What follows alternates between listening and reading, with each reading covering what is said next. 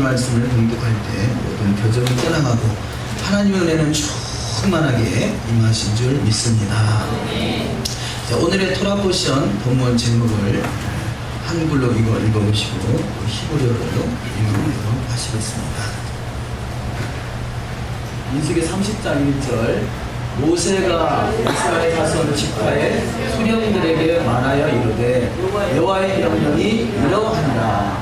오늘의 토라 포션은 두 개가 겹쳐 있습니다. 그래서 지파와 도정 두 본문 말씀을 읽어보도록 하십니다.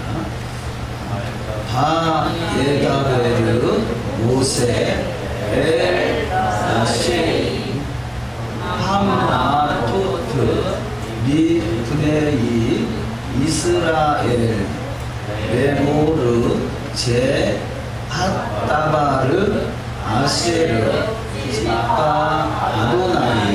아멘. 두 번째 민수기 33장 1절 모세와 아론의 인도로 대로를 갖추어 애굽을 떠난 이스라엘 자손들의 모정은 이러하니라.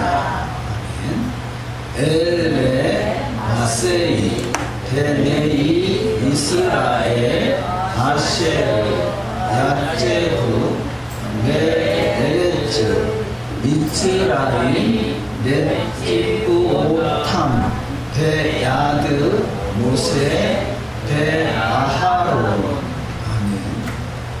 이렇게 히브리어도 읽어보는 것은 히브리어도 읽히지만 히브리어의 본문의 음을 우리가 또 익힐 수도 있겠죠. 이 베아하론 그러면 아론을 말하는 거죠. 아론. 또 저기 미츠라임 그러면 미츠라임은 애굽을 말하는 것이고. 그래서 우리가 번역이 이렇게 원래 고유명사, 그 지명이나 인명이나 이런 것은 고유명사이기 때문에 변해서는 안 되는 것인데 이런 것이 변형되는 것, 이런 것을 우리가 확인할 수가 있겠습니다. 오늘도 주여 은혜가 풍성한 하루가 되시는 은혜가 있으실 줄 믿습니다. 오늘의 토라 포션 마토트 또 마세이. 토라 포션이 이번 주에는 두 개가 겹쳐 있는데요. 마토트는 지파죠, 지파.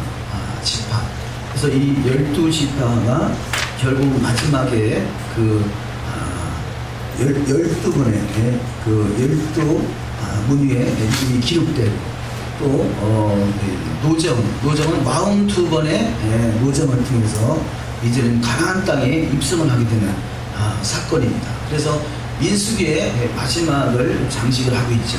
그래서 이 본문 말씀을 통해서 우리가 또 이 지파와 노정은 바로 광야에서 40년 동안 42번의 그 노정을 겪게 되고요. 그래서 결국 이 지파가 그 예루살렘 성에 이름이 기록되는 은총을 받게 됩니다. 우리 인생도 지금 성경은 우리의 거울이기 때문에 이 거울의 여정을 통해서, 성경의 여정을 통해서 우리가 거울같이 잘 들여다보시고 그것을 통해서 우리 노정이 잘 통과해서 그 지파의 이름으로 기록되는 은혜가 있어야 될 줄 믿습니다. 42번의 노정, 42번, 그야말로 광야에서 42번의 노정이라는 것은요 42번 이사 다녔다 그 얘기예요. 우리가 나름대로 그 인생을 살면서 많이 이사를 다니잖아요. 저도 어렸을 때부터 그래도 많이 다닌 것 같은데 그래도 42번은 안 다녔어요. 아직도 다니는 노정이 남아있다는 증거죠. 우리 42번의 노정. 그래서 아마 이렇게 이사 많이 다녀도 아마 인생의 42번까지는 뭐 쉽지 않을 것입니다. 그것을 넘을 수도 있겠습니다만 대개의 경우는 42번을 노정을 넘지 않을 텐데, 자, 이렇게 42번의 노정을 통해서 성숙돼 가고 결국은 가나안 땅에 입성할 수 있는 위치에 서게 되더라는 거죠. 그런 과정을 통해서. 그래서 되게 이 믿음을 보면요, 어느 지역에 보면 어떤 지역은 복음화율이 막 높은데 어떤 지역은 복음화율이 아주 얕은 지역이 있어요. 근데 그런 차이들을 보면 대개 복음화율이 얕은 지역은요, 그 지역의 성씨들이 같이 모여 사는 지역, 뭐 김씨면 김씨, 이씨면 이씨, 그 외에 토속적으로 사는 지역 있잖아요. 그런 데는 복음이 들어가기 쉽지 않아요. 별로 그냥 그 형제들끼리 가족끼리 모여 살다 보니까 뭐 어른들로 살다 보니까 뭐 이렇게 아쉬운 게 별로 없는 거죠.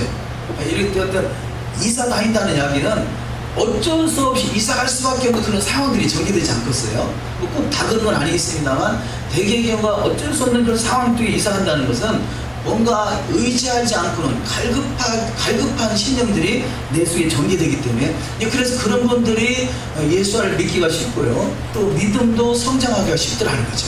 뭐 꼭 그런 건 아니겠습니다만 이런 과정을 통해서 나는 어쩔 수 없이 이사 다닐 수밖에 없고 어쩔 수 없이 마운트바의 노정을 거칠 수밖에 없다는 것은 어찌면요 이 믿음을 성장시키는 데는 축복인 거예요.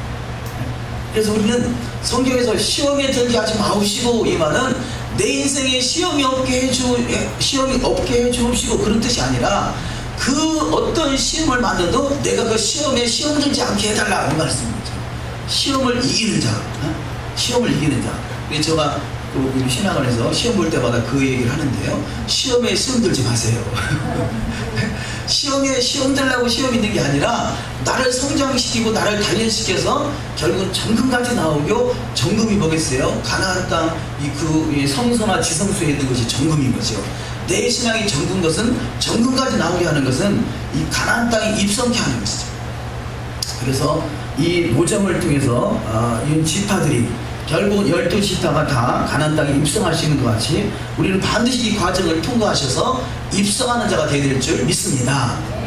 하나님이 하나님의 형상과 모양대로 사람을 창조하시되 남자와 여자를 창조했다 그랬잖아요. 남자. 그래서 이 남자와 여자를 창조하는데요, 이 남자라는 단어는 이 히브리어로 그냥 해석을 하면 이게 기억하다라는 뜻이에요. 기억하다. 남자, 자카르, 기억하다. 또 기억하다. 여자는 뭐냐?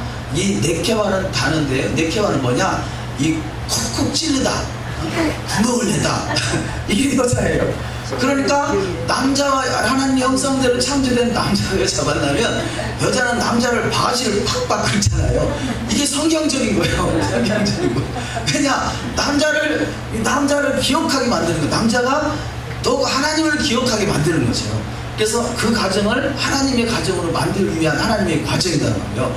그래서 여자가 콕콕 찔르거들랑 감사하시기 바랍니다. 이게 성경적으로 잘 나가고 있는 거예요. 그렇지 않음에도 불구하고 또 성경으로 잘 나가실 사람은 더 알겠습니다. 저도 지금 자리에 없으니까 말이지만 저도 콕콕 찔림을 많이 당하면서 여기까지 왔거든요. 그래서 그걸 깨닫고 나니까 이것도 은혜구나. 은혜구나. 나를 단련한 그 도구가 옆에 없으면 내가 제대로 성장할 수 없기 때문에 하나님 나한테 도구를 붙였다는 거죠. 그래서 모든 것이 우리는 범사에 감사할 수 있는 신앙이 되시는 줄 믿습니다. 그렇잖아요. 어찌 보면 결혼한 것은 행복하기 위해서 결혼한다고 할 수도 있는데, 그게 행복이라는 것이 그냥 행복이 오는 것이 아니라 뭔가 콕콕 찔림을 받을 때, 사도 바울은 결혼하지 않았잖아요. 사도 바울은 결혼하지 않았는데 그 사도 바울이 육체의 가시를 붙였다고 그랬어요. 이 육체의 가시, 곧 사단의 사자를 나에게 줘가지고 나를 콕콕 찌르니까 내가 어쩔 수 없이 주님 앞에 갈 수밖에 없는 그런 상황들이 사도 바울에게도 전개됐다는 거죠. 사도 바울도 자기 육체의 가시가 있어서 너무 괴로워서 하나님께 3번씩이나 간절히 구했다고 그랬어요. 근데 하나님의 응답이 뭐냐? 내 은혜가 내게 족하도다. 너가 하나님 받은 것이 너무 크기 때문에 너무 크기 때문에 자고하지 않게 하기 위해서 육체의 가시를 붙였다는 거죠. 너가 그 받은 은혜를 잘 간직해서 하나님께 더욱더 영광되게 해서 너를 더 단련시키기 위해서 육체의 가시를 붙였다는 거죠. 우리 인생이 이게 너의 그 부인뿐이겠어요? 여자뿐이겠어요? 우리 인생 속에 많은 육체의 가시들이 있잖아요. 사도 바울은 결혼하지 않았어도 육체의 가시가 있듯이요, 우리 인생 속에는 뭔가 그 육체의 가시가 있어서 나를 단련시킨다는 거죠. 이것이 42번의 노정을 겪을 수밖에 없어요. 한 번 겪은 것으로 그친다면 얼마나 더 좋겠어요. 근데 한 번도 아니고 2번도 아니고 3번도 아니고 무려 몇 번이요? 42번이나 그런 과정들을 거쳐야 된다는 거죠. 내가 지금 한 20번씩 거쳤다 여기들랑 지나간 것이 참 이 20번이 참 내가 어떻게 견뎠나, 아니 앞으로 견뎌야 될 과정도 있다는 것을 기억하시고 우리 어떤 상황 속에서도 감사할 수 있는 노정이 되어야 될 줄 믿습니다. 자, 이렇게 42번의 노정, 물론 모세는 마지막 그 한 번의 노정에서 결국은 생을 마감했지만 그러나 이런 과정들은 결국 모세라는 지도자를 통해서 이렇게 이끌림을 받을 수 있었잖아요. 그래서 그 지파라는 것은, 지파라는, 마토토 지파라는 것은요, 지파라는 단어, 어원에서 나온 것이 이 지팡이에요. 지팡이. 그래서 모세가 들고 있던 지팡이, 그것이 바로 그 마테 지팡이. 그 지팡이는 라메드잖아요. 위로부터, 라메드는 히브리어 단어 중에 가장 큰 단어가 그 라메드인데, 라메드는 하늘에서부터 가르침을 받는 거죠. 하늘에서 가르침을 받아서 모세가 하늘에서부터 하늘의 가르침을 받아서 이스라엘 백성들을 이끌 때 그 지팡이를 통해서 지파가 완성되고, 완성된 지파를 통해서 가나안 땅에 입성을 하게 되고, 결국 가나안 땅을 천국을 말하는 것이죠. 우린, 저와 여러분은 그런 어떤 지팡이와 같이 우리는 우리가 다스림을 받아가지고 가르침을 받아서 그 여정에 통과하는 자, 42번의 여정을 넉넉히 통과하는 자가 되어야 줄 믿습니다. 제가 이 교회, 처음 만났던 교회가요, 이제 그 침례교회에 있었고 개척교회에 있었는데, 가정에서 예배를 드렸던 거죠. 가정교회 예배 드렸죠. 근데 그 교회에서 이제 막 개척교회고 가정교회지만, 거기서 그 근본적인 그 교회에서 추구하자 하는 그런 목표가 있었는데, 그것이 뭐냐면 전교인 사역자화를 지향하는 교회. 그랬어요. 전 교인이 사역자가 되어야 된다는 거죠. 우리는 이 목사다, 평신도다, 이것은 평신도가 나눠지는 것은, 물론 이것이 어떤 그 직임으로서 필요하기도 하지만, 성경은 평신도라고 나눠진 것이 아니라 성경의 원리는요, 너희가 왕같은 제사장이 되라는 것이죠. 그래서 왕같은 제사장, 특별히 지난주는 비나스잖아요. 비나스는 영원한 제사장으로 언약을 맺었다고 그러잖아요. 하나님이 영원한 제사장으로 언약을 약속하셨는데, 그 영원한 제사장 비나스와 같은 반열에 서기를 원하시는 것이 하나님의 뜻이라는 거죠. 우리는 그래서 평신도가 지금 만족하는 것이 아니라 영원한 제사장의 반열에 설 자가 되어야 될 줄 믿습니다. 이것이 하나님의 성경적인 원리이기 때문에 우리는 우리가 수준에서 그냥 평신도 수준에서 머물리는 것이 아니라, 우리는 그래서 이 영적인 이 비나스와 같이 영원한 제사장의 반열에 설 수 있는 자, 그렇게 이 제사장 비나스를 통해서요, 이스라엘 지파가 12지파에서 각 지파에서 1000명씩 뽑고, 거기에 비나스가 함께 전쟁에 나갔더니, 그 전쟁에서, 미디안과의 전쟁에서 이 이스라엘 백성들은 한 사람도 다치지 않았다고 그래요. 한 사람도 죽지 않았다가 아니라 한 사람도 다치지 않냐고 미디안을 진멸시켰다는 거죠. 이것이 마지막 때의 그림입니다. 마지막 전쟁. 그동안에는 어찌 보면 이 에서와 야곱의 전쟁인데, 이 에서와 야곱의 전쟁에서요, 야곱이 다 이긴 거 아니거든요. 거의 야곱이 더 많은 숫자를 줬다고 할 수 있겠죠. 그래서 에서가 더 부흥했어요. 지금 이 이스라엘 중심으로 조그마한 이스라엘이 야곱인데, 그 주변에 엄청난 많은 에서가 있잖아요. 에서가 지금 야곱을 공격하고 있단 말이에요. 전 세계는 어찌 보면 다 에서 편에 쓴다고 할 수 있겠습니다. 근데 극소수의 야곱, 극소수의 이스라엘만이 이게 정의 부대가 돼야 되는데, 이것이 바로 비나스와 같이 왕같은 제사장의 반열에 서는 자고, 이들이 바로 사역을 감당할 자라는 거죠. 그래서 저와 여러분이 그야말로 이 전교인이 사역자화를 지향하는, 누구나 다 어떤 상황에서도 주님을 증거하고 주의 말씀을 바로 세워나갈 수 있는 복된 여정이 다 되셔야 될 줄 믿습니다. 그래서 우리가 얼마 전부터 우리가 그 오전 예배를 끝나고 나서 오후에 같이 주제를 드리고, 그 주제를 가지고 나누는 시간을 갖는데요, 제가 최근 들어서 그렇게 또 깨닫는 거지만요, 우리가 많은 시간 우리가 설교도 듣고 또 뭐 신학원에서 공부도 했고 이렇게 했다고 생각하는데요, 막상 질문을 하면요, 그 질문에 대한 답을 못 하더라고요. 근데 그분이 몰라서 답을 못 하는 게 아니라 들어있긴 들어있는데 이걸 풀어내지를 못하는 거예요. 그래서 이게 우리가 그래서 그 유대식 교육 하브루타가 너무 중요한 거예요. 하브루타. 유대인들은 어렸을 때부터 알던 모르던 계속 제잘제잘 하면서 계속 대화를 하니까 그 속에 있는 걸 다 풀어낼 수 있는 거예요. 오히려 이 유대인의 상술이 최고라고 그러잖아요. 왜냐, 자기 속에 100이 들어있으면 대화를 풀어내다 보면 200이 나오고 300이 나올 수도 있어요. 근데 우리는 100이 들어있다라면 200은 둘째치고 20이나 제대로 나오나 모르겠어요. 이게 제대로 설명을 못하는 거죠. 왜냐? 훈련이 안 돼 있기 때문에 그렇다는 거죠. 그래서 이런 훈련이 필요하기도 하고요. 또 사역자를 지향하는 게 평신도, 우리가 평신도가 아니라 왕 같은 제사장이라는 것을 이게 말로만 왕 같은 제사장으로 불렀다는 것이 아니라 그 왕 같은 제사장의 부름의 자리에서 합당하게 비나스와 같이 합당한 사명을 감당할 수 있는 믿음의 여정이 돼야 될 줄 믿습니다. 그래서 이제 그런 차원으로서 우리가 말씀을 나누는데요. 뭐 아직은 우리가 이제 시작 단계라 이렇게 주제를 줘도 어떻게 해야 될지 모르는 것 같더라고요. 저는 여러분을 높은 위치에 생각해가지고 주제를 드렸는데 다음 주에서 거기서 만나서 대화를 해보면 전혀 주제에 대해서 연구가 안 돼 있어요. 그래서 나는 이렇게 이 높은 위치에 생각해서 주제만 드리면 다 알아서 하실 것이다 했는데 이게 우리 교인들 뿐이 아니라요. 이번에 지난주에 목회자들 모임 있었는데 거기서도 사실은 제가 한 달 전에 주제를 드렸거든요. 근데 거기에 대해서 연구해서 오신 분은 제가 볼 때는 하나도 없더라고요. 하나도 없더라고요. 그러니까 이게 지금 이 평신도나 목회자랑 마찬가지인 거예요. 그냥 듣는 것은 많이 들어가지고 귀는 크셨는데 막상 풀어내지를 못하더라고요. 그래서 왜냐? 이게 전하는 사람 따로 있고 듣는 사람 따로 있다고 생각해서 그런 거 아닌가 싶어요. 우리가 원하는 것은 전 교인이 사역자, 전 교인. 이 참 우스갯소리로 그런 말 하잖아요. 그런 말 하는데요. 이 집사가 타락하면 잡사가 된다 그럽니다. 잡사.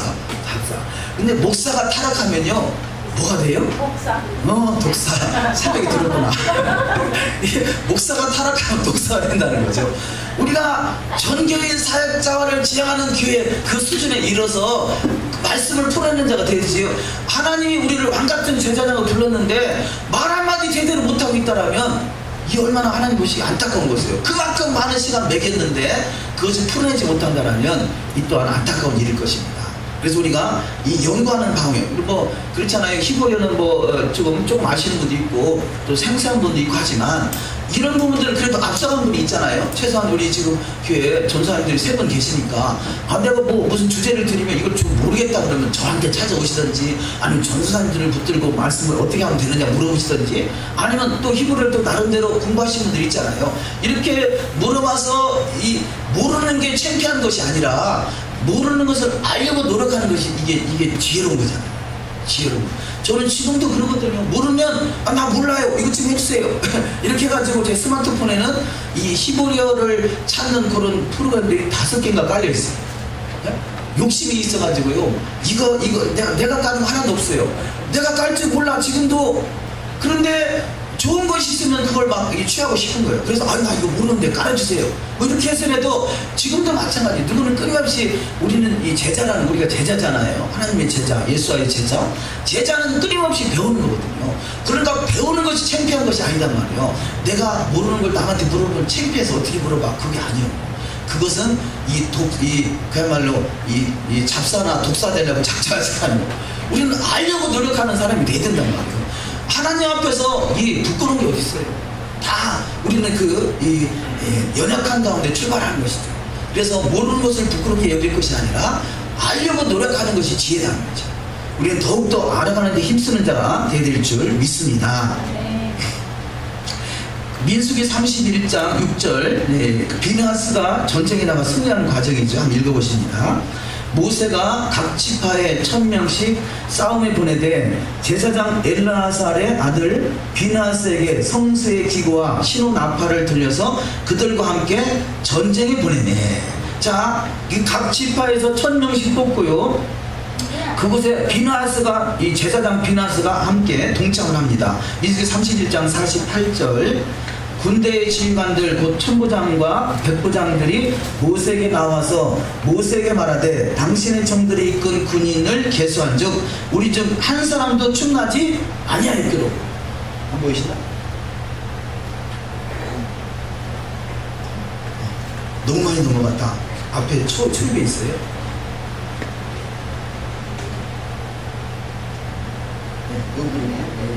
예, 읽었습니다. 이 본 말씀을 보면 자, 한 지파에 1000명씩 뽑고요. 그래서 12지파입니다. 자, 12지파 거기다가 플러스 제사장 비느하스가 속해 있는 레위지파. 그래서 13지파가 이 전쟁에 참여하게 된 거죠. 전쟁에 참여하는 것. 이 이스라엘 그러면 보통 12지파로 기억하잖아요. 근데 성경은 자세히 보면 12지파가 아니라 13지파입니다. 왜냐면 자 원래 12지파인데 12지파 중에 한 지파가 요셉 지파고 요셉 지파를 하나님이 요셉을 축복하셔가지고 이 요셉을 에브라임과 므낫세로 나눴어요. 그래서 이 12지파에다가 에브라임과 므낫세로 나눠지니까 한 지파가 늘어나가지고 13지파가 된 것입니다. 그래서 이 마지막 때 영적 전쟁은 13지파가 전쟁에 나갈 때 승리하는 거죠. 12지파만 가지고는 전쟁이 이길 수가 없어요. 왜냐하면 13지파가 돼야 되는데 13, 13이라는 숫자는 에하드 이것이 뭐냐? 하나라는 거죠. 에하드가 13, 에하드가 하나로 모이면 이것이 바로 전쟁에 승리하는 거죠. 그래서 우리는 우리가 지금 해야 할 일은 뭐냐? 에하드를 이루는 훈련을 해야 될 때라는 거죠. 이스라엘 백성들이 42번의 노전이 왜 필요하겠어요? 한 목소리를, 한 마음, 한 뜻을 만들 수 있는 것. 이것이 바로 이들이 이 42번의 노정을 통해서 단련됐더니 저들이 한 마음을 가지고 전쟁에 나갈 수가 있게 되고 그곳에 에하드, 주님이 함께 하심으로 전쟁에서 승리하는. 그래서 이들이 지금 민수기 31장 48절 마지막 절에 이끈 군인을 계수한 적 우리 중 한 사람도 충나지 아니하였고 할렐루야. 어떻게 전쟁에 나가서 한 사람도 다치지 아니하고 전쟁에 이길 수가 있겠냐. 이게 마지막 때 에하드를 이루는 모습이라는 거죠. 이 에하드를 이룰 때 그야말로 한 사람도 충나지 않고 전쟁에 승리하는 자가 되실 줄 믿습니다. 그래서 우리가 이 성경을 읽는 것도 각기 가지고 있는 성경이 나름대로 다 있습니다만요. 우리 한 목소리를 내자는 차원에서 우리가 이 개역 한글을 읽자고 하는 거거든요. 우리가 지금 저 뒤에 보면 성경을 제가 예전에 우리가 다른 데는 개역 개정으로 다 바꿨는데 우리는 안 바꿨잖아요. 그러니까 큰 교회에서 그 개역 한글을 개역 성경으로 바꾸니까 성경이 많이 나오잖아요. 그래서 우리 필요하니까 우리 달라고 그래가지고 많이 모아놓은 거거든요. 그러니까 주인 없는 성경이에요. 주인 없는 성경? 아이고 내가 저거 갖다 보면 주인이 뭐라 하면 어떡하나? 그게 아니라 주인 없는 성경이니까 부담 갖지 마시고 저 주인 없는 성경 갖다가 보셔서 우리 성경 읽기 할 때라도 한 목소리를 좀 내자고요. 이것도 훈련이단 말이에요. 나는 이 성경을 좋아하니까 나는 이것만 봐야 돼. 아니 그건 집에 가서 봐도 되고 다른 때 봐도 되고 우리가 읽을 때 이때만큼은 한 목소리를 내보자는 거죠. 훈련해보자는 거죠. 훈련. 그래서 이렇게 한 목소리를 내는 것이 훈련이고 에하드 우리 속에는요 끊임없이 울타리에서 빠져나가려는 그 속성이 있어요. 이걸 다른 말로 뭐라고 하면 좋겠어요? 네? 청개구리. 어미 청개구리가 산으로 가라 그랬더니 들로 가고 바다로 가고. 그래서 이 자식 청개구리는 도저히 안 되겠구나. 그래서 내가 마지막 유언을 하는데 이 유언도 거꾸로 할 거니까 내 무덤을 물에다가 써달라 그랬더니요. 그러면 자식이 알아듣기를 물에다 쓰라 해서 나는 산에다 쓸 거야 그럴 줄 알고 그랬는데 마지막 어떻게 됐어요?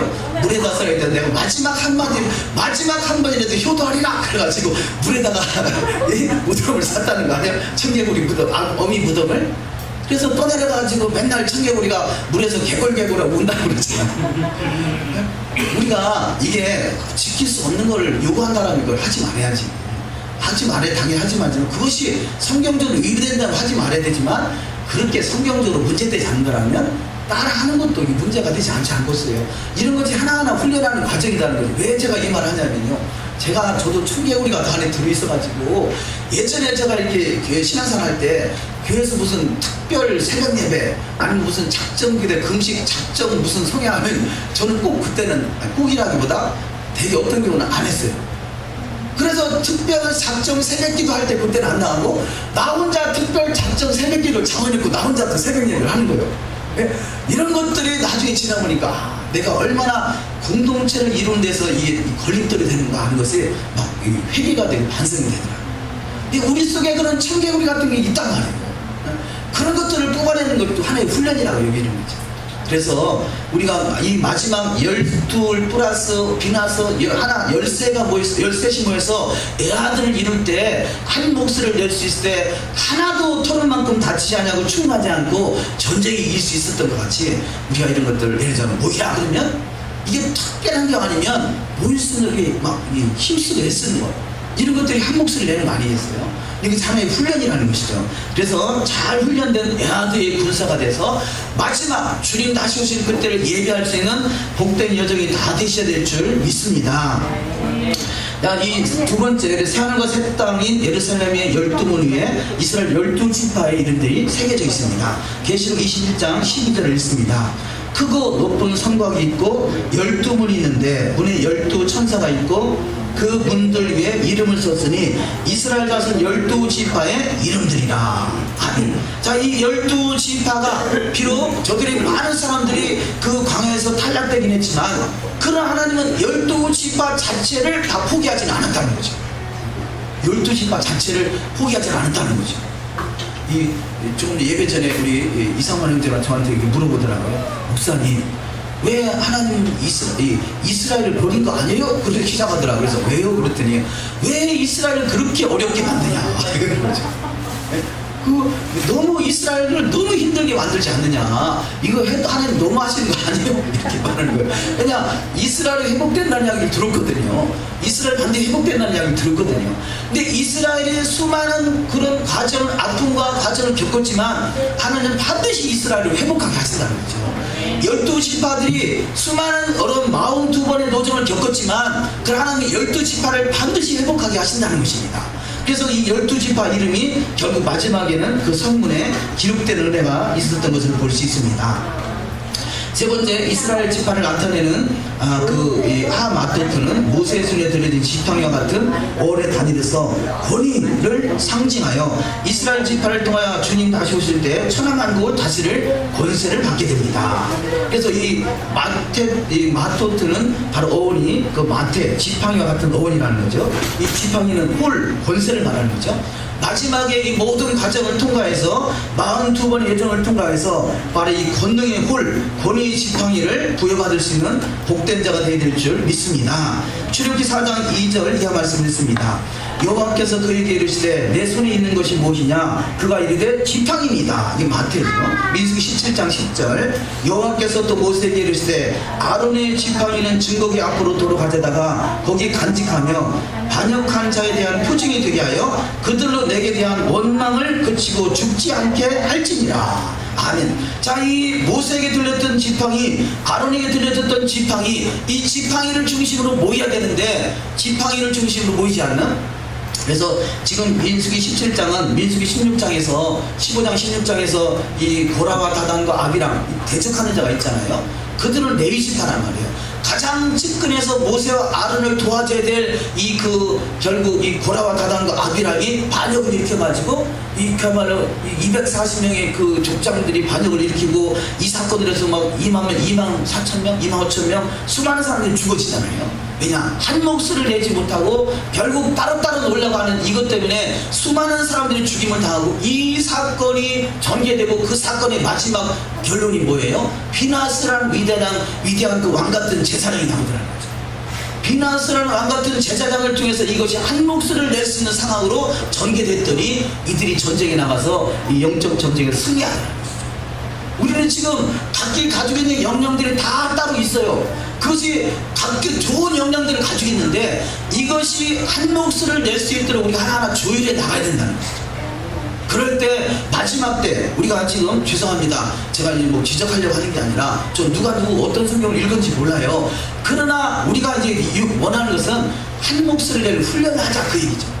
이것이 단지 성경 읽는 것뿐이 아니라 다른 것들도 그런 부분이 있을 수 있다는 거죠. 그러면 뭘 중심으로 모이느냐? 자, 마태 지팡이를 중심으로 모여야 된다. 지팡이. 자, 그러면 이 특별히 하나님 말씀 중심으로 모여야 된다는 거죠. 말씀 중심으로. 그래서 우리 말씀 중심으로 한 몫을 낼 수 있는 우리 신앙 여정이 다 되어야 될 줄 믿습니다. 우리 이 네 번째, 증거궤 앞에 간직되어 있는 아론의 쌍난 지팡이 같이 영원한 제사장의 비나스와 12지파와 같이 믿음의 공동체 그리스도 안에서 하나를 이루어야 된다는 거죠. 그것이 하나님의 뜻입니다. 요한복음 17장 21절 이하 말씀 읽습니다. 아버지여, 아버지께서 내 안에 내가 아버지 안에 있는 것 같이 그들도 다 하나가 되어 우리 안에 있게 하사 세상으로 아버지께서 나를 보내신 것을 믿게 하옵소서. 내게 주신 영광을 내가 그들에게 주었사오니 이는 우리가 하나가 된 것 같이 그들도 하나가 되게 하려 함이니이다. 아멘. 자, 이 하나라는 단어가 에아드라는 단어죠. 아버지요, 아버지 안에, 아버지께서 내 안에, 내가 아버지 안에 있는 것 같이, 이것이 아버지와 아들 여호와와 예수와가 에아드가 됐다는 거죠. 그렇다면 우리 또한 그 속에서 하나가 되길 원한다. 이것이 마지막 때의 그림인 거죠. 아직은 우리가 주님과 에아드를 이뤘다고 장담할 수 없어요. 근데 마지막 때 누가 살아났느냐? 주님과 함께 애아들 이룬 자가 살아남은 자, 이들이 바로 전쟁에 나가서 하나도 다치지 않냐고 승리하는 복된 자가 되실 줄 믿습니다. 그런데 이 땅은 불행하게도 앞으로도 이스라엘이 하나가 되지 못하고 3분의 2가 죽임을 당하는 그런 사건들이 전개된다는 거죠. 왜냐? 하나님의 말씀에서 결국은 거역돼서 천국에 우리가 아직 온전하지 못하다고 할 수 있겠죠. 그리고 우리는 그래서 말씀을 중심으로 하나가 될 수 있는 일에 철저히 이것이 말씀 앞에서 어긋난 것이라면 언제든지 어느 때든지 돌이킬 수 있는 그것이 지혜고 그것이 진정한 하나님의 은혜가 되는 줄 믿습니다. 그래서 우리는 은혜로운 신앙이 되시기를 주의 이름으로 축원합니다. 자, 그렇다면요, 자, 이게 지금 요한복음 17장에서 말씀한 것 같이 요한복음 15장 7절에 보면 기록되어 있지는 않습니다. 너희가 내 안에 거하고 내 말이 너희 안에 거하면 너희가 무엇이든지 원하는 대로 구하라 그러죠. 자, 요한복음 15장에 보면요, 아버지가 농부이다, 아들 예수와는 포도나무다, 우리는 가지다 그러죠. 이것이 하나를 이루어야 된다는 거죠. 자, 아버지가 농부입니다. 아버지는 여기서 여호와를 말하죠. 자, 여호와는 농부시고 예수와는 포도나무고 우리는 가지다 그럽니다. 그래서 이 농부와 포도나무와 가지가 하나가 될 때, 이것이 내 아들 이룰 때 포도나무에서 이 열매가 풍성하게 거둬지는 축복이 있을 줄 믿습니다. 그런 차원에서 우리가 말씀으로 하나 되는 훈련을 하나가는 것이죠. 우리는 완벽한 내 아들은 아직은 아닙니다. 완벽한 내 아들은 주님 다시 오시는 직전까지 우리는 훈련해야 되는 것이요, 그것이 42번의 여정이 필요할 것입니다. 그러나 하나하나 우리가 성경적이 바르지 못한 것은 바로잡아서 한 몫을 낼 수 있는 신앙이 되어야 될 줄 믿습니다. 네, 진도가 많이 못 나갔는데요. 두 번째 말씀으로, 첫 번째는 사역자가 되자는 것이고요, 두 번째는 이 여호와께서 성경적으로 볼 때 본체시라는 거죠. 본체. 그래서 본체이신 여호와 하나님과 그 형상이 되신 예수와는 본체이신 형상이다, 이렇게 성경은 말하고 있습니다. 그래서 본체는 아버지가 되시고 그분의 형상을 하나님의 아들과 아들들이라 이렇게 말한다는 것입니다. 이것을 우리가 성경적으로 적용해 보도록 하십니다. 첫 번째, 사람은 하나님의 형상이요 여호와 하나님은 본체가 되신다. 우리가 창세기 1장 26절 27절에 보면 하나님이 우리가 우리의 형상과 모양대로 사람을 만들자 그러셨죠. 그래서 사람인 우리는 하나님의 형상이다, 이렇게 말을 하죠. 창세기 1장 27절에 있습니다. 하나님이 자기 형상 곧 하나님의 형상대로 사람을 창조하실 때 남자와 여자를 창조하시고. 아멘. 자, 사람인 저와 여러분이 하나님의 형상대로 창조됐다는 것을 믿으십니까? 자, 하나님의 형상대로 창조됐어요. 그런데 이 하나님의 형상대로 창조된 우리 인생이 하나님의 형상의 역할을 감당하지 못하니까 하나님의 아들 예수를 이 땅에 보내셔서 그 예수를 닮아가는 것이 하나님의 형상을 회복하는 것이라는 거죠. 예수 안에, 주님이 내 안에, 내가 주님의 말씀 안에 거하는 것이 하나님의 형상이 회복되는 것이라는 것입니다. 두 번째, 예수와 그 그리스도는 여호와 하나님의 형상이라 말씀합니다. 자, 먼저는 우리가 하나님의 형상이라 말하고요, 성경은 또 예수와 그분은 또한 하나님의 형상이다, 이렇게 말씀해요. 고린도서 4장 4절을 읽습니다. 그 중에 이 세상의 신이 믿지 아니하는 자들의 마음을 혼미하게 하여 그리스도의 영광의 복음의 광채가 비치지 못하게 하느니 그리스도는 하나님의 형상이니라. 여기서 말하는 하나님은 여호와를 말하는 것입니다. 자, 그리스도는 여호와의 형상이라는 거죠. 그리스도는 여호와의 형상입니다. 그래서 그리스도의 영광의 복음의 광채, 이렇게 말하는데요. 자, 그리스도의 영광이 바로 여호와를 말하는 것이고요, 그 영광의 복음의 광채가 예수라는 거죠. 그래서 영광의 복음의 광채, 여호와의 영광의 복음의 광채를 비추는 것이, 광채로 나타나는 것이 예수라는 것입니다. 그래서 그리스도는 하나님의 형상, 여호와의 형상이다, 이렇게 말하는 것입니다. 그래서 여기서 말하는 그 하나님이라는 단어가 우리가 그 히브리어 성경 성경을 보면 젤렘 하 엘로힘, 이 하 엘로힘, 바로 그 엘로힘이다, 그분이 있다, 이건 바로 여호와를 말하기 지칭하고 있다라고 볼 수 있겠습니다. 자, 세 번째, 여호와 하나님은 보이지 아니하시는 분으로 여호와 하나님은 영이시다 그러잖아요. 하나님은 영이시다, 이 말은 여호와를 말한다는 거죠. 여호와 하나님은 보이지 아니하시는 분으로 그분의 형상으로 창세전에 나신 분이 예수하십니다.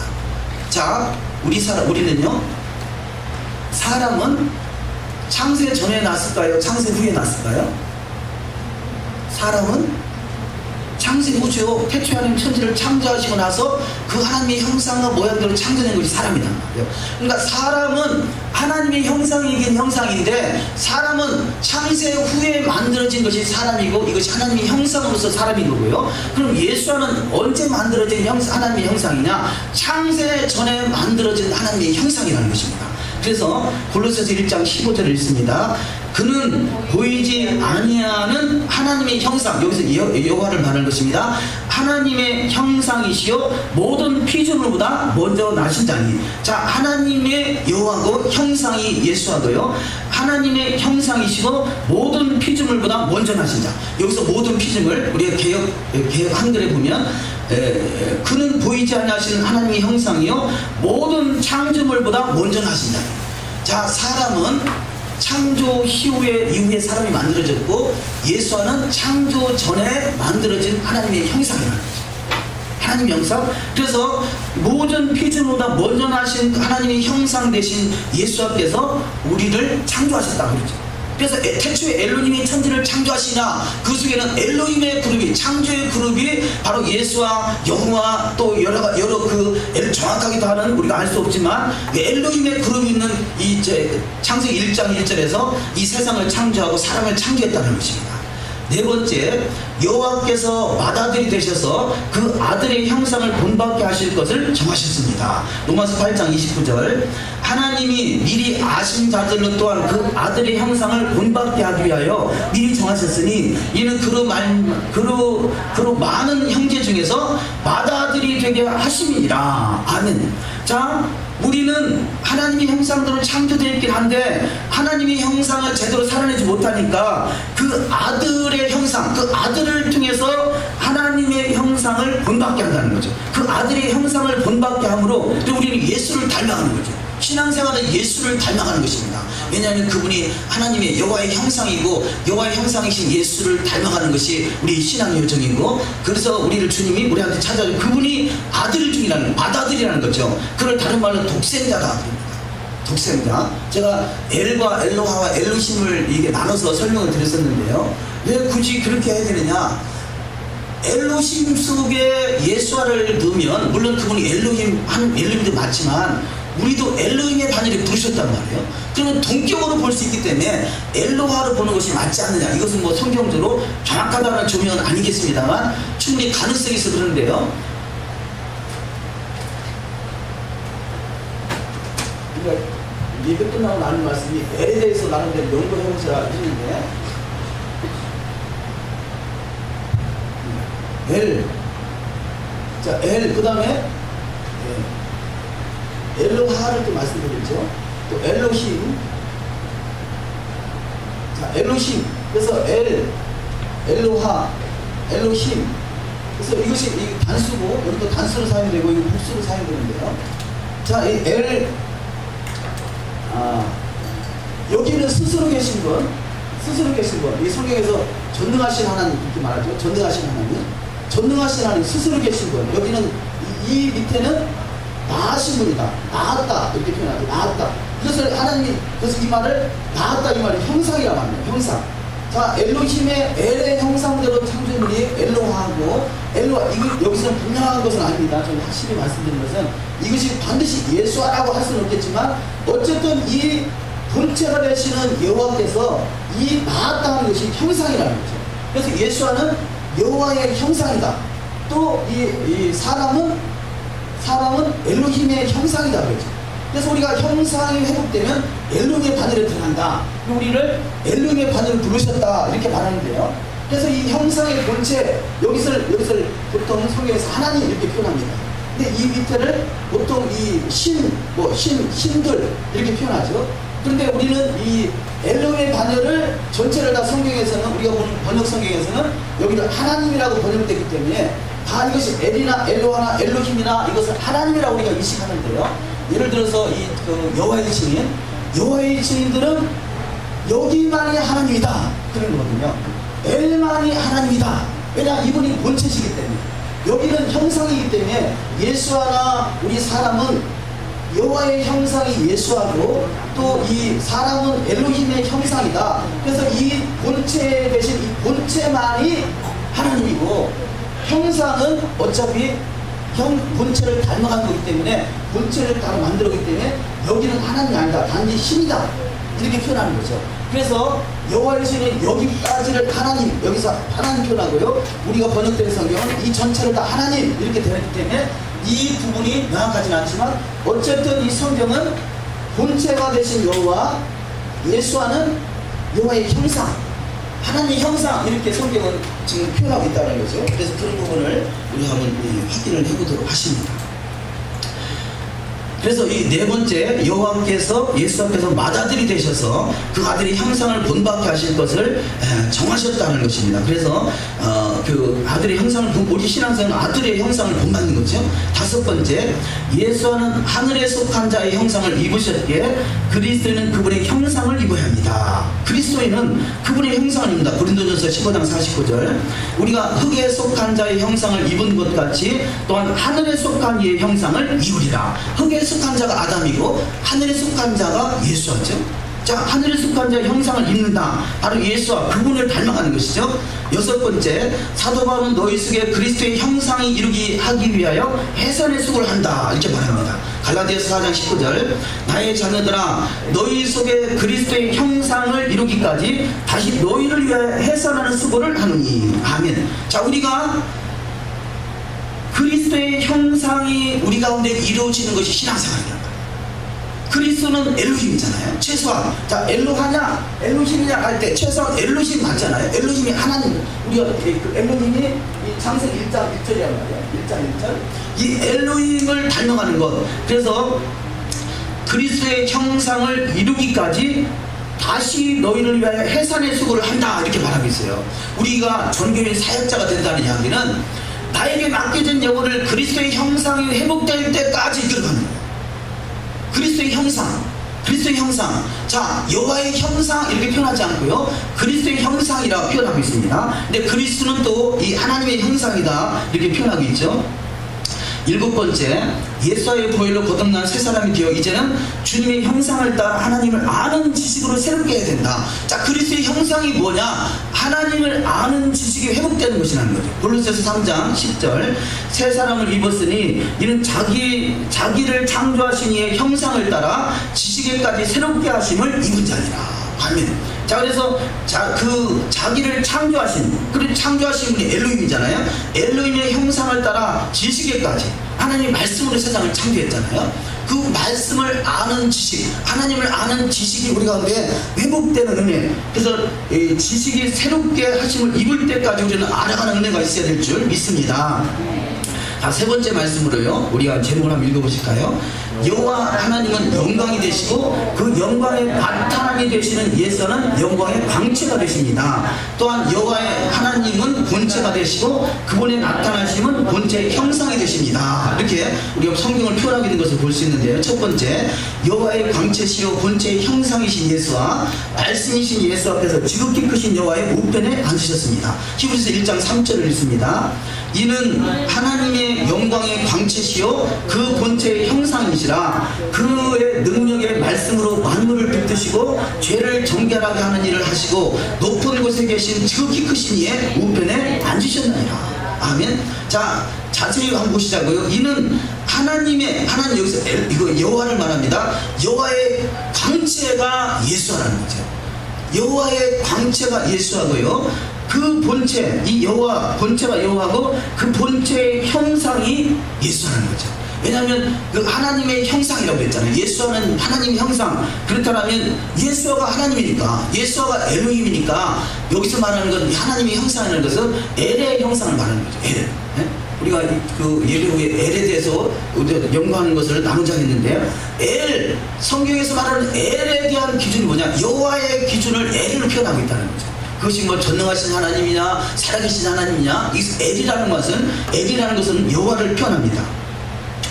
자, 그래서 그 본체의 형상, 다시 보면 하나님의 영광, 그 하나님의 영광 여호와라면 그 영광이 나타나는 것이 광채, 이것이 예수하고요. 본체가 여호와라면 본체의 형상이 예수하고 그 능력의 말씀으로, 예수하가 뭘로 나타나냐? 말씀으로 나타나는 거죠. 말씀이 육신해진 겁니다. 말씀은 예수합니다. 말씀이 육신했다는 거잖아요. 그래서 성경의 구약 속에 수많은 여호와의 말씀이다, 그 말은 예수라는 거죠. 여호와의 말씀이다. 말씀으로 창조하신 거죠. 그래서 여호와의 능력의 말씀으로 만물을 붙드시며 죄를 정결하게 하는 일을 하시고 높은 곳에 계신 지극히 크신 이의 우편에 앉으셨느니라. 두 번째, 하나님의 나타나심을 예수를 통해서 보이십니다. 디모데전서 6장 14절, 우리 주 예수 그리스도 나타나실 때까지, 자, 나타나실 때까지 정도 없고 책망받을 것도 없이 이 명령을 지키라.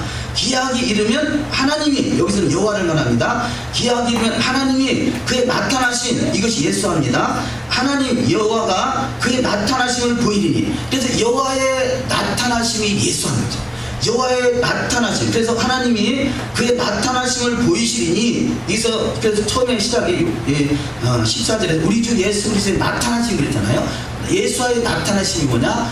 여호와의 나타나심이 예수로 나타나는 거죠. 그래서 하나님이 그 나타나심을 보이시니 하나님은 복되시고 홀로 한 분이신 능하신 자이며 만왕의 왕이시오 만주의 주시라. 여기서 말하는 하나님은요, 여호와를 말한다는 거죠. 여호와. 우리가 이 신약에서 여호와라는 단어가 빠져있을 때 이게 여호와인지 예수인지 구분이 안 되니까 거의 다 예수를 해석을 하는데요. 이런 부분들은 하나님이라고 번역되어 있는 부분들은요, 신약에서 하나님 번역 때문에 대개가 여호와를 말하고 있다는 것을 우리가 확인할 수 있겠습니다. 세 번째, 구약에서 보이지 아니하시는 여호와 하나님은 여러 부분과 여러 모양으로 자신을 계시하고 있다는 거죠. 히브리서 1장 1절을 읽습니다. 옛적의 선지자들을 통해서 여러 부분과 여러 모양으로 우리 조상들에게 말씀하신 하나님. 자, 구약에서요, 여러 부분과 여러 모양으로 나타났다, 이것을 여호와가 나타났다 이렇게 표현한다는 거죠. 근데 여호와는 영이시기 때문에 그분은 나타나심이 뭐냐? 그 나타나심이 때로는 사자, 천사, 사람, 아니면 이 말씀, 이렇게 표현되고 있습니다. 그래서 첫 번째 나타나심을 보면요, 여호와의 사자로 나타나십니다. 출애굽기 3장 2절에 모세에게 처음에 나타난 사건이죠. 3장 2절에 있습니다. 여호와의 사자가 떨기나무 가운데로 나오는데 불꽃 안에서 그에게 나타나시니라. 그가 보니 떨기나무에 불이 붙었으나 그 떨기나무가 사라지지 아니하는지라. 아멘. 자, 여호와의 나타나심이 여기서는 뭘로 표현됐어요? 사자로 표현됐잖아요. 사자. 여호와의 나타나심이 바로 사자로 드러납니다. 그 다음에 또 천사로 나타나십니다. 열왕기상 19장 7절, 여호와의 천사가 또 다시 와서 어루만지며 이르되 일어나 먹으라, 내가 갈 길을 다 가지 못할까 하노라 한지라. 아멘. 자, 여호와의 나타나심이 천사의 모습으로 나타나게 되는 거죠. 그 다음에 세 번째, 사람의 모습으로 나타납니다. 창세기 18장 1절, 여호와께서 마므레의 상수리 나무들이 있는 곳에서 아브라함에게 나타나십니다. 여호와께서 아브라함에게 나타났는데 그 나타남이 뭐냐? 눈을 들어본 적 사람 셋이 맞은편에 서 있는 자. 여호와의 나타나심이 사람 셋의 모습으로 나타난다는 거죠. 여호와의 나타나심, 여호와 그분은 무수무지하신 분이세요. 영원하신 분이십니다. 근데 그분의 나타나심이 사자요, 천사요, 사람이요. 그 다음에 네 번째, 여호와의 형상으로 나타났다 그럽니다. 민수기 10장 8절, 그와는 내가 대면하여 명백히 말하고 은밀한 말로 하지 아니하며 그는 또 여호와의 형상을 보거늘 너희가 어찌하여 내 종 모세의 비방하기를 두려워하지 아니하느냐. 자, 미리암과 아론이 모세를 비방할 때 여호와께서 나타나신다 그랬죠. 그래서 지금 시작이 그와는 내가 대면하여 명백히 말하고, 자, 모세는 여호와를 대면했다 이렇게 표현하는데요, 모세가 여호와를 대면했다는 것은 그것은 곧 뭐냐? 그와는 내가 대면하여 명백히 말하고 은밀한 말을 하지 아니하며 그는 또 여호와의 형상을 보겠거늘. 자, 여호와를 봤다는 것은 여호와의 형상을 봤다는 거죠. 자, 이 전자에 여호와의 형상이 누구라고 그랬어요? 여호와의 형상이 예수아라고 했잖아요. 예수아가 하나님의 형상대로 이 창세전에 만들어졌다. 그래서 그리스도는 하나님의 형상이다. 그러면 그리스도는 여호와의 형상이라는 거죠. 여호와는 나타나셔야 되는데 그 나타남이 사자냐 천사냐 사람이냐 형상이냐 이렇게 나타나는 거죠. 또 이 나타남, 그래서 여호와의 형상을 보거늘, 이것은 바로 예수아를 봤다는 거죠. 여호와의 형상을 봤다. 모세가 여호와의 형상을 봤다. 그것은 예수아를 봤다는 것입니다. 예수아를 봤다는 것. 그래서 너희가 어찌하여 내 종 모세의 비방하기를 두려워하느냐. 다섯 번째, 모세가 여호와의 형상을 본 것을 여호와를 대면했다라고 하는 것과 같이 예수아를 보았다는 것은 아버지신 여호와 하나님을 본 것이다, 이렇게 표현한다는 것이죠. 모세가 여호와의 형상을 봤다는 것은 여호와의 형상을 봤다는, 여호와를 대면했다, 이렇게 표현하듯이요, 이 예수께서 너희가 나를 본 것은 나의 아버지를 본 것이다, 이렇게 표현하는 것은 형상을 본 것은 곧 아버지를 본 것이다. 이것이 마치 모세가 여호와의 형상을 대면했을 때 그것을 아버지 하나님 여호와를 봤다고 하는 것 같이 그런 표현으로 쓰고 있다는 것이죠. 신명기 34장 10절을 읽었죠. 창세기 34장 10절 읽습니다. 그 후에는 이스라엘의 모세와 같은 선지자가 일어나지 못하였나니 모세는 여호와께서 대면하여 아시던 자요. 요한복음 14장 9절, 예수께서 이르시되 빌리바 내가 이렇게 오래 너희와 함께 있을 때 내가 나를 알지 못하느냐. 나를 본 자는 아버지를 보았거늘 어찌하여 아버지를 보이야 하느냐. 자, 모세가 여호와의 형상을 만났더니 여호와를 대면했다고 말하는 것 같이 예수께서 여호와의 형상으로 오신 예수를 봤다는 것은 곧 여호와를 본 것이다, 이렇게 말한다는 거죠. 왜냐하면 완벽한 애아되기 때문에 그렇습니다. 우리는 나를 통해서 내 아버지를 드러내지 못하는 것은 나의 아버지와 내가 완벽하지 못하기 때문에 그래요. 어떤 경우는 꼭 닮으면 야 너는 네 아버지 빼다 닮았다 그러잖아요. 그러니까 너를 보니까 네 아버지를 본 것 같다, 이렇게 표현할 수 있는 것 같이 완벽한 내 아들을 이루신 여호와와 그 여호와의 형상이신 예수와는 완벽한 내 아들이라는 거죠. 그래서 모세가 여호와의 형상을 봤더니 여호와를 봤다고 말하는 것 같이 우리가 예수와를 본 것은 예수와를 본 것은 여호와의 형상 대신 예수와를 본 것이기 때문에 여호와를 봤다, 이렇게 표현한다는 것이죠. 네 번째, 여호와의 나타나심이 되는 아들이신 예수께서 모든 세계를 지으셔서 만유의 상속자가 되십니다. 히브리서 1장 2절, 이 모든 날 마지막에는 아들을 통하여 우리에게 말씀하셨으니 이 아들을 만유의 상속자로 세우시고 또 그로 말미암아 모든 세계를 지으셨느니라. 아멘. 자, 아들을 통해서 이 아들을 만유의 상속자로 세웠다. 이 땅의 상속자는 예수입니다. 이 땅의 왕은 예수인 거죠. 아들의 상속자를 세우시고 그로 말미암아 모든 세계를 지으셨다, 이렇게 말씀하고 있습니다. 그런데 자, 아들을 통해 우리에게 말씀하셨다. 이 사실은 이 그로 말미암아 속에는 예수와도 포함되지만 여호와도 포함되는 것이죠. 네, 다섯 번째, 여호와께서 아들이신 예수를 시온의 왕으로 세우시고 여호와의 명령을 전하십니다. 시편 2편 6절, 내가 나의 왕을 내 거룩한 산 시온에 세웠다 하시리로다. 내가 여호와의 명령을 전하노라. 여호와께서 내게 이르시되 너는 내 아들이라. 오늘 내가 너를 낳았도다. 자, 여호와의 하는 역할이 뭐냐? 아니, 죄송합니다. 예수와의 하는 역할이 뭐냐? 왕으로 세움받은 예수와의 역할, 거룩한 산 시온에서 세움받은 왕으로서의 역할은 뭐냐? 여호와의 명령을 전하는 자, 여호와의 명령을 전하는 자가 예수와의 역할인 거죠. 그래서 요한복음 7장에 보면 예수께서 나는 내 자유로 말하지 않고 오직 아버지께서 하신 말씀만을 내가 대언한다, 이렇게 표현하고 있다는 것입니다. 여섯 번째, 전능하신 하나님이 여호와시요 그 아들 예수와는 대제사장이시요 그리스도는 제사장으로서 아들 예수와 더불어 왕노릇하게 됩니다. 계시록 20장 6절을 읽습니다. 이 첫째 부활에 참여하는 자들은 복이 있고 거룩하도다. 둘째 사망이 그들을 다스리는 권세가 없고 도리어 그들이 첫째 부활에 참여하는 자죠. 그들이 하나님 여호와를 말합니다. 하나님과 또 그리스도, 이 대제사장 된 예수를 말하죠. 그리스도의 제사장이 되어 1000년 동안 그리스도로 더불어 왕노릇하리로다. 자, 그래서 이 첫째 부활에 참여하는 자 하나님과 이것은 여호와, 그리스도 제사장 대제사장 예수와 또 제사장 그리스도인 이 셋을 말합니다. 그래서 하나님과 그리스도와 제사장 이것을 이 요한복음 17장 처음 읽은 아버지와 내가 하나인 것 같이 저들도 나와 하나가 되기를 원합니다. 성전이 이루어지는 것이죠. 그래서 경배받을 자, 또 경배 그 제물 되시는 예수와 그것을 사역을 감당하는 제사장, 이 세 부류로 나눠집니다. 네 번째, 신약에서 여호와의 이름이 회복되면 그분이 엘샤다이 전능하신 하나님인 것을 분명히 알게 됩니다. 우리가 구약에서 이 엘을 찾아보라는 그 일 중에 하나도 엘샤다이는 여호와 그분에게만 붙여진 이름입니다. 엘샤다이는 여호와께만 붙여진다는 거죠. 예. 자, 그 계시록 1장 8절을 보면요, 저도 이 구절을 보면 깜짝 놀란 것이 있는데 한번 읽어보십니다. 주 하나님이 이루시되 나는 알파와 오메가라, 이제도 있고 전에도 있었고 장차 올 자요 전능한 자라 하시더라. 여기서 주 하나님은요, 우리는 그냥 예수로 생각했는데 주 하나님은 신약 히브리 성경에는 여호와 엘로힘으로 기록되어 있다는 거죠. 여호와 엘로힘? 그러면 누가 알파와 오메가냐? 우리는 예수가 알파와 오메가 그렇게 말하죠. 그런데 이 예수께서 알파와 오메가인 것은 하나님의 형상으로서 알파와 오메가신 거고, 그 본체는 실제는 여호와를 말하고 있다는 거죠. 예수와를 말하는 것은 곧 여호와를 말하는 것이고, 모세를 말하는 것은 여호와를 말하는 것이고, 여호와의 천사나 여호와의 사자나 여호와의 이 사람들, 이것은 바로 여호와를 말하는 것이다. 이것이 완벽한 내아들을 말하는 것이죠. 그래서 주 하나님 이렇게 표현된 것은 여호와 엘로힘이라고 기록이 되어 있습니다. 계시록 4장 8절을 읽습니다.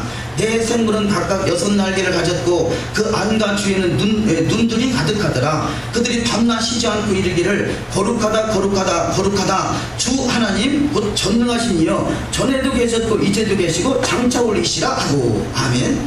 자, 첫 번째 이 계시록 1장 8절도 주 하나님이 여호와 하나님이고요, 계시록 4장 8절도 주 하나님이 여호와 하나님, 그분이 전능하신 분이라는 거죠. 계시록 11장 17절 이르되 감사옵나니 옛적에도 계셨고 지금도 계신 주 하나님, 이분이 누구라고요? 여호와 하나님. 이것이 신약 히브리 성경에 기록된 단어입니다. 여호와 하나님 곧 전능하신 여, 친히 그 권능을 잡으시고 왕노릇 하시리로다. 계시록 15장 3절 하나님의 종 모세의 노래 어린 양의 노래를 불러 이르되 주 하나님 곧 전능하신 이시여 하시는 일이 크고 놀라우시도다. 만국의 왕이시여 주의 길이 의롭고 참되시도다. 자, 이 말씀을요, 우리 과거에는 이런 말씀들이 예수와로 왔다면 하나님의 형상으로서의 예수와는 맞지만 여기서 표현하고자 하는 것은 여호와를 말씀하고자 함이라는 거죠. 주 하나님은 곧 여호와, 그분이 엘사다이 전능하신 하나님이라는 거죠. 계시록 16장 7절 또 내가 들으니 제단이 말하기를 그러하다 주 하나님, 이분이 누구라고요? 여호와 하나님 곧 전능하신 이시여 심판하시는 것이 참되시고 의로우시도다 하더라. 계시록 18장 8절 그러므로 하루 동안에 그 재앙들이 이르리니 곧 사망과 애통함과 흉년이라. 그가 또한 불에 살라지리니 그를 심판하시는 주 하나님, 이분이 누구시라고요? 여호와 하나님, 그분이 강하신 자이시니라. 계시록 21장 22절 성 안에서 내가 성전을 보지 못하였으니 이는 주 하나님, 이분이 여호와 하나님 곧 전능하신 이와 또 두 번째 어린 양 예수하죠. 또 어린 양이 그 성전에 계십니다. 우리는 예수와만 생각했는데 이 주 하나님 그 전능하신 이가 여호와고요, 또 예수와가 마지막 때 마지막 이 새 예루살렘 성에는 주 하나님 전능하신 하나님이 등장하는 것을 볼 수 있습니다. 그 전까지는 죄와 사망이 있기 때문에 주님이 나타나지 않아. 그분이 현현한다 할까요? 그분이 보이지 않는데 이 새하늘과 새 땅에서는 죄와 사망이 없어지는 그때는 전능하신 이 모습이 등장하는 것을 볼 수 있습니다. 계시록은 여호와 하나님과 예수와의 계시를 주셨고 그 종들에게 보이시려고 천사들 통하여 요한에게 지시하신 내용입니다. 계시록 1장 1절 한번 읽습니다. 예수 그리스도의 계시라. 이는 하나님이 그에게 주사 반드시 속히 될 일을 그 종들에게 보이시려고 그 천사를 그 종 요한에게 보내어 지시하신 것이라. 자, 이 말씀을요 한번 자세히 한번 보십니다. 여기 등장인물을 한번 찾아보실게요. 이 등장인물 첫 번째, 그러니까 예수 그리스도의 계시라고 했잖아요. 예수 그리스도의 계시인데 첫 번째 하나님 있잖아요. 하나님이 여기서 여호와입니다. 여호와. 두 번째 등장인물이 자 하나님께서, 그 다음에 종들이 있습니다. 네, 종들. 세 번째 천사. 네 번째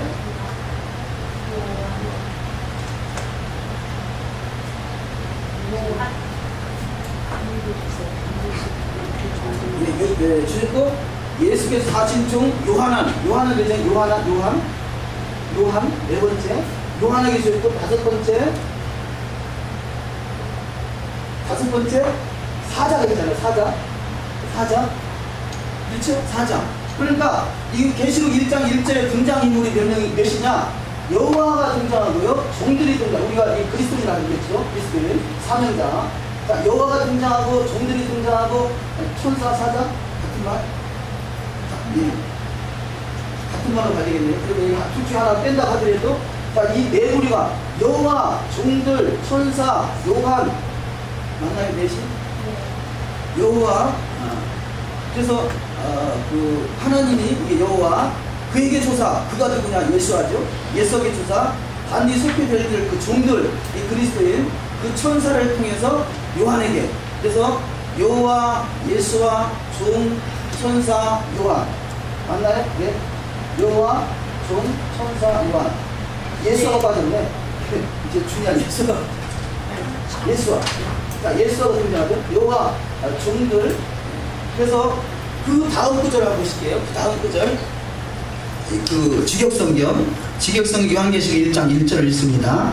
예수와 마시아의 계시니 곧 일어나야 할 일들을 하나님께서 그 종들에게 보이시려고 예수께 주셨고. 자, 하나님께서 누구에게 주셨다? 하나님께서 예수께 주셨고요. 또 예수께서는 자신의 종들 요한에게 자신의 사자를 보내어 알리셨다. 그럼 순서를 정하면요, 첫 번째 여호와께서, 두 번째 누구에게 주셨다? 예수 5번, 자 1번, 그 다음에 5번, 그 다음에 세 번째 주신 것이 요한에게 주기 위해서 사자를 줬죠. 그러면 3번, 자 1번, 5번, 3번, 그 다음에 요한이 받았어요. 그것을 마지막에는 종들에게 주는 거잖아요. 이 등장인물이 다섯이잖아요. 여호와께서 그 예수께 주셨고, 그것을 그 요한에게 전해주기, 종들에게 주기 위해서 천사에게 줬고, 천사는 요한에게 줬고, 이 상태 네 가지 이루어진 상태가 요한계시록이고, 그 마지막에 종들이 우리에게 주어지는 것이 마지막에 해줄 역할인 거죠. 여기서 지금 다섯 등장인물이 등장한다는 거죠. 성경. 그래서 여호와는요, 신약 속에 여호와라는 이름을 빼놔가지고 이게 너무나 혼돈스러운데 이 부분을 회복하는 게 필연적이라는 거죠. 여호와는 신약 속에서도 어디나 다 등장하고 있다는 거죠. 어디나 다 등장하고 있다는 것. 그래서 여호와가 본체시고, 본체의 형상이 예수하고, 바로 그래서 저는 볼 때 여기가 여호와라면 여호와의 형상이 바로 엘로하라고 생각하는 거죠.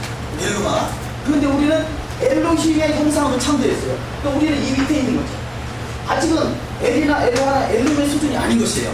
근데 우리가 애아들을 이룰 때 이 세 반열과 동일하게 애아들을 이룰 수 있다는 거죠. 그런 차원에서 이분은 이 독생자잖아요. 여기는 아들들이고, 엘로힘이지만 여기는 독생자라는 것은, 여기도 단수고 여기도 단수지만 분명 엘로와의 부분하는 것은, 엘로힘 속에 있으면 예수가 엘로힘 속에 단지 태어났다면 그분도 엘로힘의 반열에 들어가야 되는데, 예수와